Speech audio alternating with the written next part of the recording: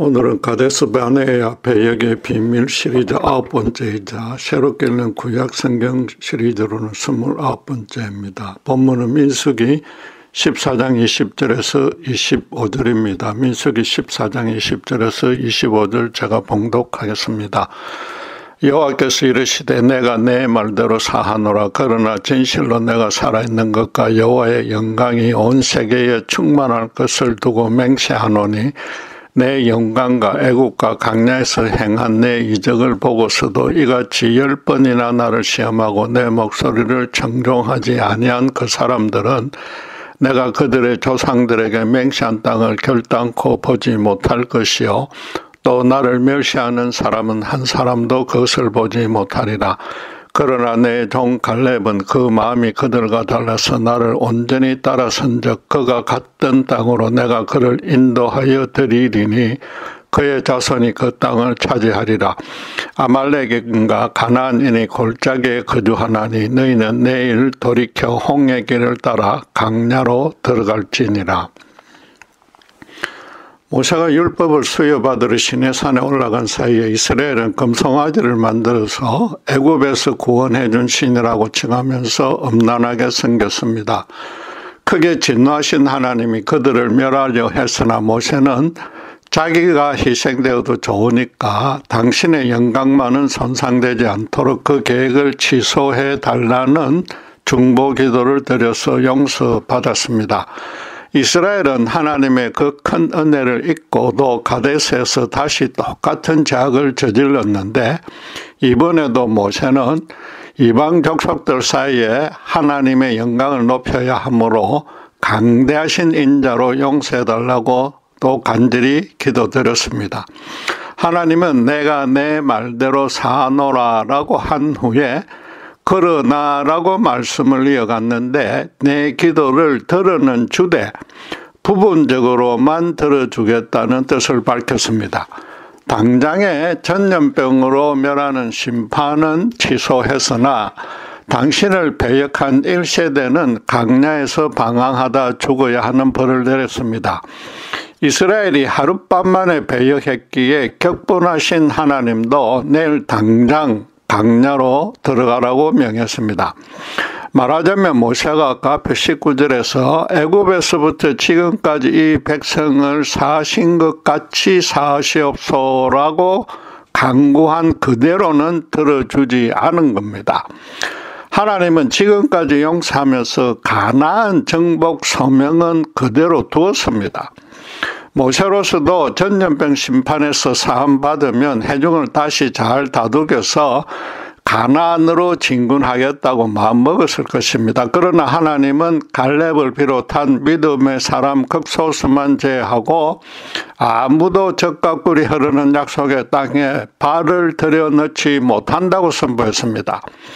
지금까지와는 달리 범죄한 1세대에게는 당신의 약속마저 취소했는데 그만큼 진노가 엄청났다는 뜻입니다. 하나님은 그런 심판을 받아야 할 이유를 두 가지로 들었습니다. 첫째는 내 이적을 보고서도 이같이 10번이나 나를 시험하고 내 목소리를 청종하지 아니한 것이고 둘째는 나를 멸시한 것이라고 말합니다. 나중에 모두 강야의 벌을 받았으나 37절에서는 특별히 그 부정적인 정탐복을 해서 회중들로 공포에 질리게 한 10명은 현장에서 재앙으로 적사했습니다. 그렇다고 정탐꾼과 회중의 죄를 차이를 두고 둘로 나눈 것은 아닙니다. 겉으로 드러난 죄는 분명 정탐꾼들이 컸지만은 회중도 하나님을 시험했고 그 목소리를 청종하지 아니하기는 마찬가지였습니다. 불의에 대해서 침묵 방지하는 것도 불의에 앞장서거나 동참하는 것과 똑같은 죄입니다. 40일이나 가나안 땅을 정탐한 목적은 그 땅을 정복하기 위한 전략을 지혜롭게 세우기 위한 것이었지 정복하지 말지를 판단할 자료나 근거를 모으기 위한 것이 아니었습니다.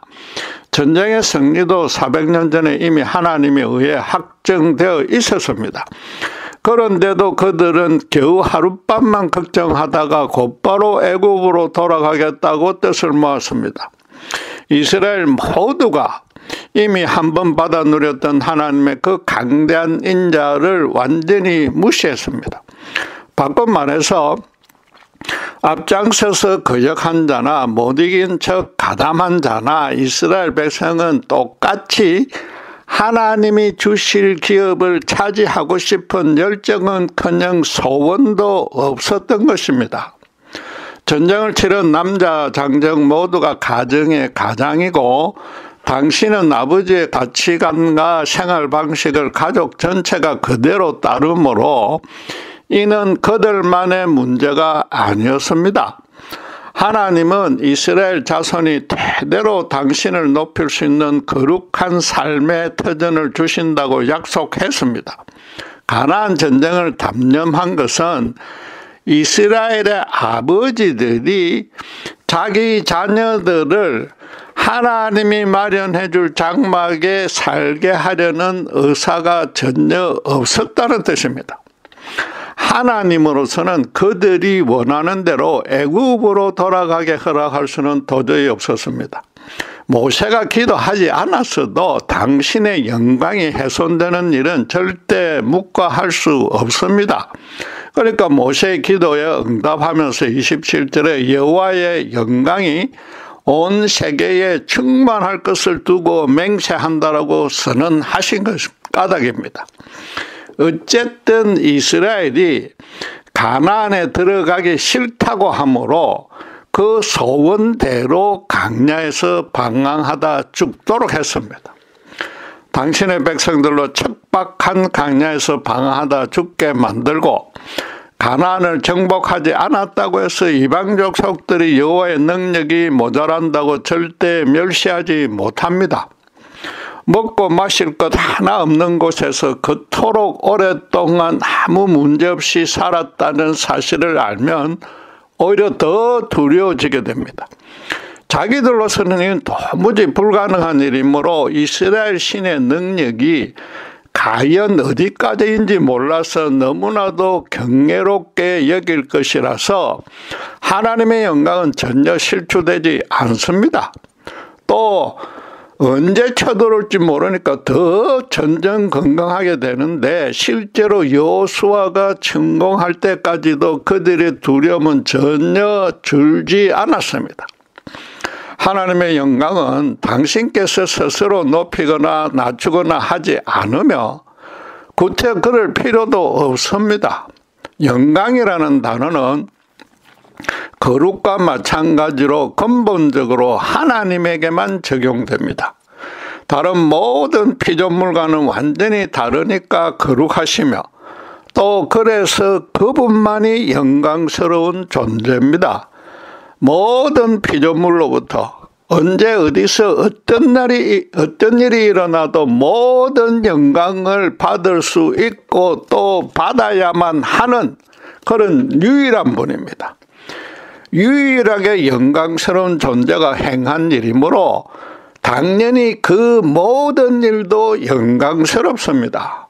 구원이든 심판이든 당신의 절대적인 주권과 완벽한 섭리에 의해서 시행됩니다. 당신의 거룩한 역사에 모세 같은 믿음의 큰 정도, 지금도 그의 기도가 반만 응답되었듯이 어떤 영향력도 끼칠 수 없습니다. 당장 한순간에 이스라엘만이 아니라 전 인류를 멸망시켜도 그분의 영광에는 전혀 변함이 없습니다. 바울이 신자들의 범사에 감사하라고 권면하는 첫째 이유입니다. 그렇다면 광야 방황이라는 형벌의 방식보다는 그런 벌을 내리게 된 그분의 뜻에 더 주목해야 할 것입니다. 이스라엘이 가나안 땅에 대해 열정과 소망이 없었던 평소 생각대로 해줬다는 것은 이미 말씀드렸습니다. 그들이 전쟁을 그만두고 애굽으로 돌아가려는 진짜 이유는 다시 노예가 되어서 매일 육체 노동만 하더라도 먹고 마실 것은 물론이고 현실 삶에 걱정이 없는 편이 더 좋다는 뜻입니다. 흥미롭게도 하나님은 그들로 강야로 방황하게 했지만 그 소원대로 해줄 것입니다. 그들이 노력 하나 하지 않아도 생존할 수 있도록 만나와 메추라기와 생수는 매일 공급해 줄 것입니다. 최근에 한국의 젊은이들은 격심한 경쟁으로 너무 인생에 소망이 없어져서 모든 것을 포기했다는 뜻으로 N4 세대라고 부릅니다. 그 부작용으로 우울증 같은 정신질환이 급증하고 있습니다. 그들로서는 새로운 기쁨이라고는 하나도 없이 매일 계속되는 똑같은 삶이 너무 고통스러운 것입니다. 오늘도 어제와 같은 일만 생기고 내일도 오늘과 똑같이 반복될 것입니다. 결국 더 이상 살아갈 의미가 없기에 자살 충동마저 생깁니다. 안타깝게도 한국의 자살률이 실제로 지금 전 세계에서 최고로 높지 않습니까? 이스라엘은 자기들이 원했던 대로 아주 편안한 삶을 살면서 모두가 정해진 수명대로 자연사하게 될 것입니다. 그래서 하나님이 정작 내린 형벌은 평생 강야에서 나올 수 없다는 것이었습니다. 장래 소망이라고는 전혀 없이 매일 똑같은 일상이 반복되는 최고로 비참한 인생을 살아야만 하는 그런 가장 비참한 심판이었습니다. 이스라엘이 가나안 땅에 대한 소망이 없었다는 것은 하나님에 대한 소망도 없었다는 뜻입니다. 그분을 사랑하려는 열정은커녕 별다른 관심도 없었던 것입니다. 그분의 영광을 높이려는 생각이 없으니까 자연히 그분을 멸시하게 되는 겁니다. 그분을 애굽의 우상이나 가나안의 장대한 인간보다도 더 우습게 취급했습니다. 요컨대 그들은 하나님과 인격적이거나 개인적인 관계조차 형성하지 않은 겁니다. 모세와 아론, 여호수아와 갈렙과 그 가족들 빼고는 다 그랬습니다. 그래서 하나님은 이사야 선지자를 통해서 42장 8절에 나는 여호와라, 나는 이는 내 이름이라, 내 영광을 다른 자에게, 내 찬송을 우상에게 주지 아니하리라고 선포했습니다. 여호와의 영광을 빼앗을 존재는 이 세상에 단 하나도 없습니다. 따라서 당신의 백성이 그 당신의 품 안에 있을 때는 그런 충만한 영광 가운데서 살아가지만은 그 품을 벗어나 그분과 관계가 단절되는 순간 그분의 영광을 절대 맛볼 수 없습니다. 그분의 형상대로 지어진 인간에게는 이것만큼 큰 불행은 없으며 그것이 바로 영적인 죽음입니다. 이스라엘이 지금 우상을 숭배해도 좋으니 애굽으로 돌아가겠다고 한 것은 그 하나님의 영광을 애굽 사람에게, 애굽 우상신에게 주어버리겠다는 뜻입니다. 그런다고 그분의 영광이 절대로 애굽에게 주어지지 않으며 대신에 이스라엘 사람만 애굽 사람과 똑같이 그분의 멸시를 받게 됩니다.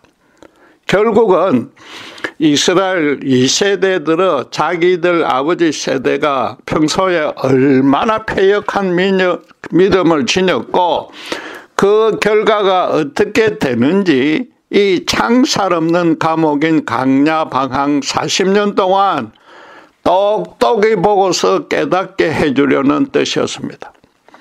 하나님이 가장 엄격한 심판을 내린 더 정확한 이유는 이스라엘을 야단치신 말씀 안에 드러나 있습니다.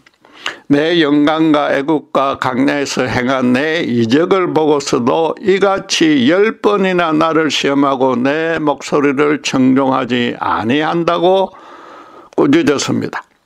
이스라엘은 역사상 어떤 민족도 누리기는커녕 알지도 못했던 이적을 많이 체험했습니다.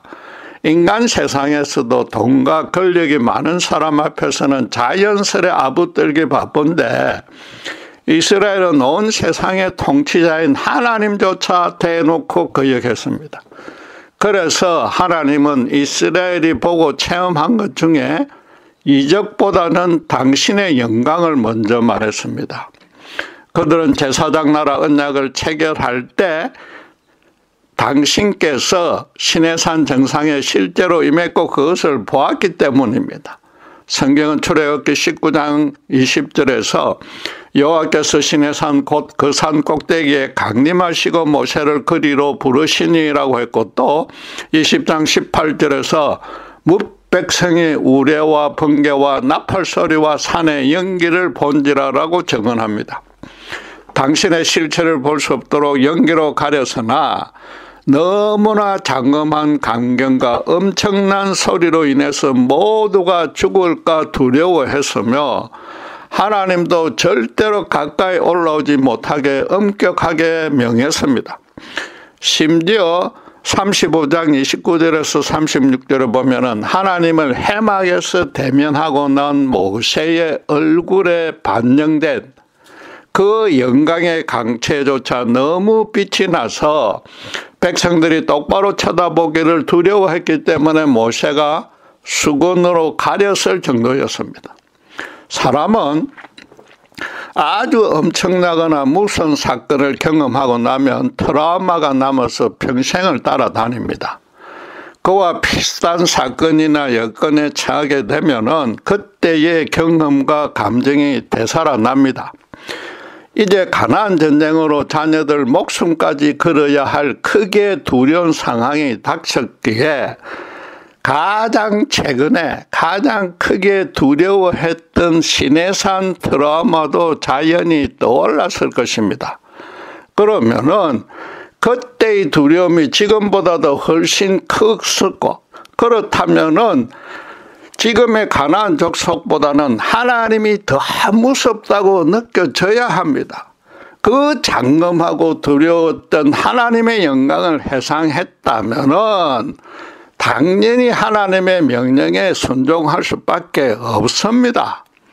거기다가 애굽에서의 10번의 기적과 홍해의 건너를 헤아려 보면은 아무리 가나안 족속이 장대해도 최소한 지금껏 동행해 주신 그 크신 분을 믿고서 일단은 전쟁을 한번 치러보자고 결단할 수 있었을 것입니다.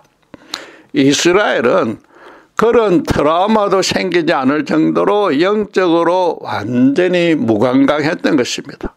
하나님은 지금 너희가 까마귀 고기를 삶아 먹은 것도 아니고 어떻게 그 많은 은혜와 권능을 이렇게 쉽게 잊어먹을 수 있는가라고 야단친 것입니다. 무엇보다 지금껏 당신의 영광을 망각하고서 실제 행동으로 배역한 사건이 10번이나 된다고 합니다. 10번은 충만한 숫자로 당신이 인내해 주실 수 있는 한계를 뜻합니다. 하나님이 참으시는 데는 어떤 한계도 없지만은 이스라엘의 배역을 무한정 두고 볼 수는 없습니다. 자식을 향한 부모의 사랑도 끝이 없지만은 계속 어긋나는 자식을 끝까지 참는다면 부모이기를 포기하는 것입니다. 그런데 이스라엘은 실제로 출애굽 후에 10번이나 하나님을 시험했는데 지금 하나님이 그 숫자를 정확히 언급했다는 것은 애굽 사람도 10번이나 당신을 거역했다는 사실을 상기시켜 주려는 뜻입니다. 하나님이 분노에 차서 모세에게 하신 말씀을 조금 실감나게 한번 바꿔보겠습니다. 애굽의 바로가 10번이나 나를 거역할 때마다 얼마나 비참한 결과를 맞았는지 똑똑히 보았지 않느냐. 그런데도 왜 너희까지 그들과 똑같이 10번이나 배역하느냐. 그들을 10번이나 참아주었다고 해서 너희도 나를 아주 우습게 여기느냐. 그들은 나를 전혀 몰랐고 또 자기들이 섬기는 신들이 따로 있어서 그럴 수밖에 없었다. 그들에게는 정상을 참작해 줄 여지가 있어서 9번까지는 경제적 피해만 주고 직접 그들을 죽이지는 않았다. 계속 회개의 기회를 줘서 내 영광과 권능 앞에 항복하게 하려고 그렇게 했단 말이야. 그러나 10번이나 대적했기에 애국과 인근 이방 족속들과 특별히 특별히 너희가 깨달을 수 있도록 모든 장자를 심판하여서 내 권능을 드러냈다. 너희들이 내게 어떤 민족이냐. 400년 전 너희 조상 아브라함을 갈대아에서 불러내고 그 후손 이삭, 야곱, 요셉에게 내 권능을 다 보여주었지 않느냐. 우주 만물의 창조자요 모든 민족의 통치자요 인생 만사의 주권자가 누구인지 정확하게 알게 해줬다. 너희도 그래서 나를 아브라함과 이삭과 야곱의 하나님이라고 칭하지 않느냐. 특별히 요셉을 들어 사용해서 큰 기근에서 애굽 사람의 생명을 건져주었다. 비록 애굽이 요셉의 그 은혜를 망각했을지라도 아브라함의 후손인 너희는 그들을 다스릴 권세를 받은 왕같은 족속인데도 다시 그들의 노예로 돌아가겠다니 도대체 제 정신이냐 말이죠. 애굽에서 10번의 이적, 출애굽 후에 10번의 용서, 홍해와 시내산에서 본 영광까지 합치면은 최소 22번이나 나와 직접 대면하지 않았느냐. 그 엄청난 체험을 했다면은 지금쯤은 아무리 힘든 일이 생겨도 나에게 모든 것을 맡길 수 있어야 하지 않느냐. 애굽이 10번의 장을 겪고도 홍해까지 따라와서 죽었듯이 너희도 10번이나 시험 배역했으니까 죽음의 벌을 받을 일만 남았다. 그런 뜻인 겁니다. 그런데 이스라엘이 백치 바보는 아니기에 여호와의 그 엄청난 영광과 이적들을 잊어버렸을 리는 없습니다. 그런데도 트라우마로도 떠오르지 않는 이유는 크게 따져서 두 가지밖에 없습니다. 첫째는 그들의 마음에 눈앞에 고난으로만 가득 차 있었기 때문입니다. 장대한 가나안 족속만 보이므로 다른 어떤 것도 고려할 여지가 없었습니다. 하나님도 꼼짝도 않는 것 같으니까 장난감 칼로 거인을 상대로 싸우는 그런 그림만 계속 그리고 있었습니다. 그날 밤에 하나님이 시내산에 강림했을 때처럼 가나안 지경에 천둥 번개라도 쳐주었다면 아마도 사정은 조금 달라졌을 겁니다. 둘째가 더 중요한 이유인데 지금껏 겪었던 기적으로 현실적으로 더 풍성한 축복이 생긴 적이 없었기 때문입니다. 애굽에서 10장은 자기들이 거주하는 고센 땅과 멀리 떨어져서 일어나 애굽 사람만 고통당했고 자기들은 계속 노예로 고생하고 있었습니다. 마지막 10번째 장자가 죽는 장도 이스라엘은 양의 피를 바른 문을 닫아 걸고 집 안에만 있었기에 실제로 그 현장은 아무도 목격하지 못했습니다. 애굽에서의 하나님의 권능은 말하자면 말로만 들었고 자기들이 직접 체험한 것은 아니었습니다. 애굽의 모든 장자가 죽자 노예에서 벗어나 자유민이 되었고 애굽의 검은 보화까지 챙기게 되자 아주 기뻤을 것입니다. 그러다 곧바로 애굽 군대가 뒤쫓아오고 앞에는 시퍼런 홍해가 나타나자 당장 죽게 되었다는 원망이 터져 나올 수밖에 없었습니다. 하나님이 무사히 마른 땅을 건너게 해준 것이 그들이 직접 몸으로 체험한 첫 번째 기적이었습니다. 그래서 모세의 누이 미리암의 주도로 역사상 최대의 찬양 집회까지 가졌습니다. 그러나 그것뿐이었습니다. 그 후에 광야에서 매일 만나 반석의 생수, 메추라기 등의 기적을 누렸고 불기둥과 구름기둥으로 안전하게 보호 인도받고 있습니다. 그러나 자기들의 현실 삶이 더 풍요해진 점은 하나도 없습니다. 기적을 누리고 있을 때는 물론 기쁘고 좋지만 자기들 소유가 늘어난 것이 전혀 없고 생활도 매일 지루한 삶이 반복되니까 궁핍하기는 여전합니다. 받을 때만 잠시 기적이었고 그 다음에는 곧바로 쉽게 잊혀진 것입니다. 매일 로또가 당첨되게 해주면 하나님 앞에서 중년신용이라도 하지 않을 인간은 아무도 없을 것입니다. 그런데 기적은 원래 그런 것입니다. 온 사방에 완전히 막혀서 인간적 수단이 고갈되고 죽음만 기다릴 때에 하나님이 당신께서 제정한 자연 법칙까지 거스르는 비상수단을 동원하는 것입니다. 따라서 기적은 단지 구원이 목적이지 풍요케 해주는 것과는 전혀 무관합니다. 예수님이 죽은 지 나흘이나 된 나사로를 무덤에서 스스로 걸어 나오게 해줬지만 또다시 죽어야 하는 소생이었고, 나사로도 틀림없이 더 절제하며 자기 건강을 관리했을 것입니다.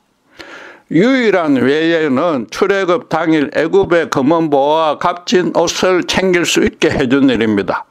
우선에 수백 년간 무상으로 제공한 노동에 대해서 밀린 임금을 받게 해준 것입니다. 더 중요하게는 앞으로 지을 성막의 비품들과 지성소에 안치할 언약궤에 소요될 금과 은을 미리 준비해 준 것입니다. 그런데 이스라엘은 그것으로 물론 성막에 대한 율법의 구체적 규정을 받기 전이긴 하지만은 시내산에서 금송아지 우상을 만드는 데 낭비했습니다. 이 얼마나 완악하다 못해서 어리석은 짓입니까?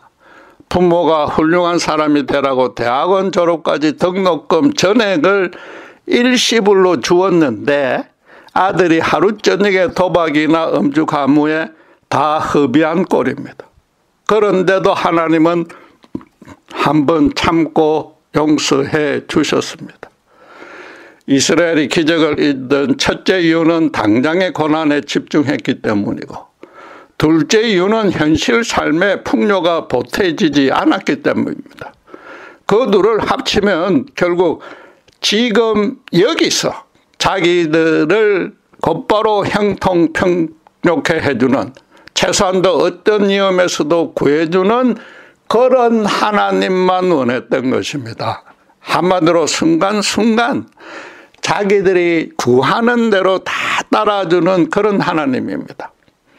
10명의 정탐꾼들로부터 부정적 평가를 받고는 두려움에 휩싸여 밤새 통곡할 때 분명히 여호와께 기도는 했을 것이나 여호와는 묵묵부답이었습니다. 거기다가 하나님께 자기들을 위해서 급한 일이 있을 때마다 기도해서 항상 긍정적인 응답을 받아주던 모세가 지금은 자기들 반대편에 섰습니다.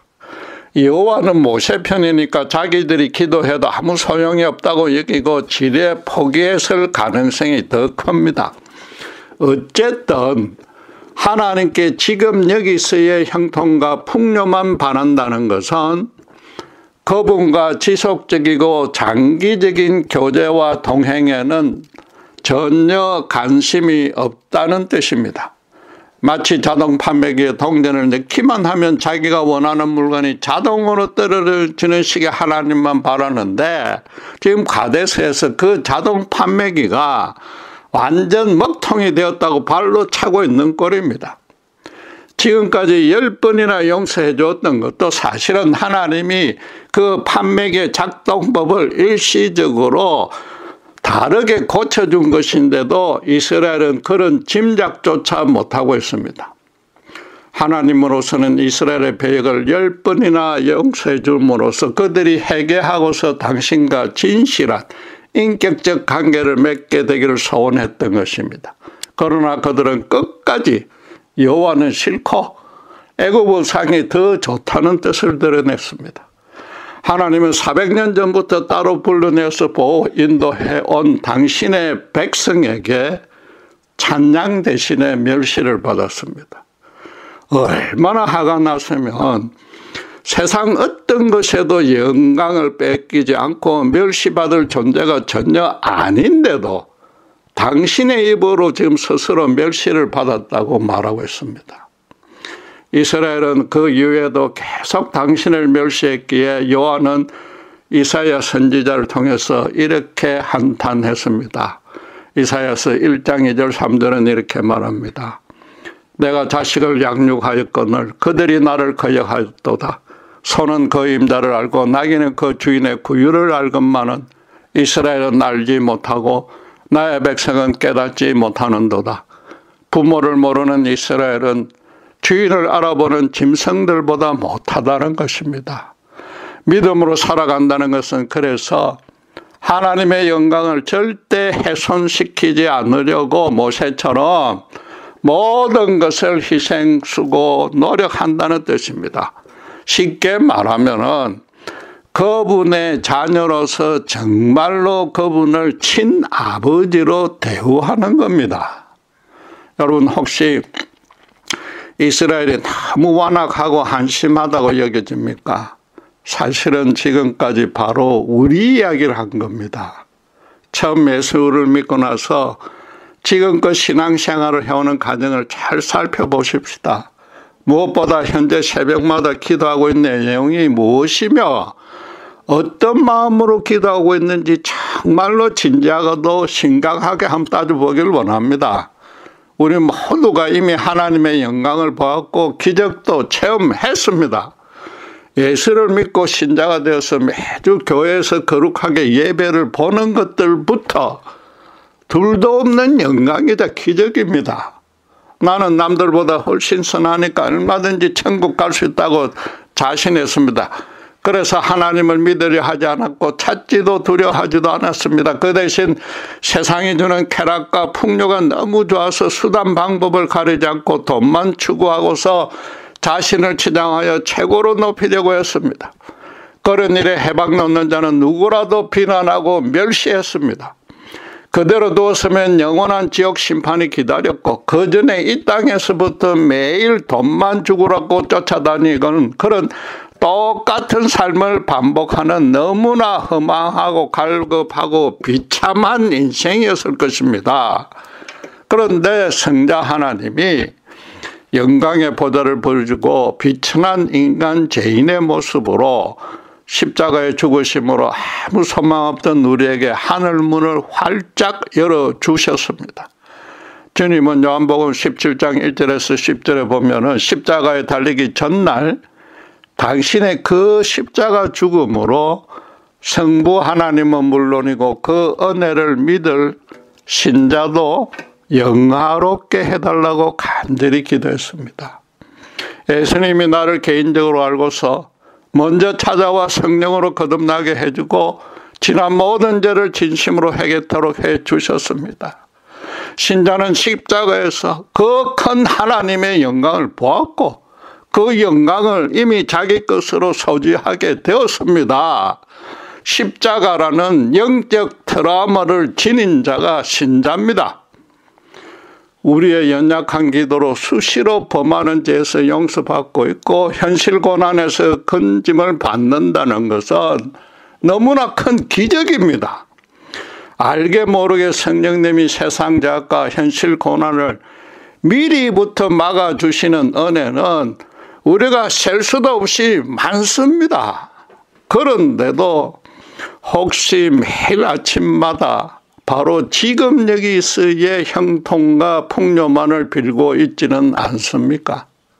하나님을 동전 넣는 대로 제대로 원하는 물건이 나오지 않는 자동 판매기처럼 취급하지는 않느냐 말이죠. 그분과 거룩하게 동행하고 있지 않으면 혹시 그런 소망조차 없으면 여호와의 영광을 22번이나 망각한 이스라엘과 하나 다를 바 없습니다. 인간 부모도 자식이 잘 되라고 연단하고 훈련시킵니다. 하나님은 신자의 지금 여기서의 여건과 문제들을 개선시켜주는 일에 당신의 일차적인 관심을 두지 않습니다. 당신의 자녀답게 의롭게 변화되고 성숙하여서 세상 앞에 제사장 직분으로 서서 그 소임을 다하기만 원하십니다. 그 일에 도움이 되도록 풍요든지 궁핍이든지 적절하게 당신께서 주관하십니다. 신자가 그분의 품 안에 거하고만 있으면 그분 쪽에서 내쫓을 일은 절대 없습니다. 그래서 믿음에서 가장 큰 문제는 자신이 이미 하나님의 자녀가 되어 영생을 소지하고 있다는 사실을 모르거나 거기에 특별히 관심을 두지 않는 겁니다. 취약전의 어린애만 아버지에게 지금 여기서 곧바로 사탕 달라고 요구합니다. 오늘날 많은 신자가 그런 식으로 신앙생활을 하고 있습니다. 매일 아침마다 로또 걸리는 대박의 행운까지는 안 바라도 손 안 대고 코 푸는 식으로 내 인생에 분홍빛 카펫을 깔아달라고 요구합니다.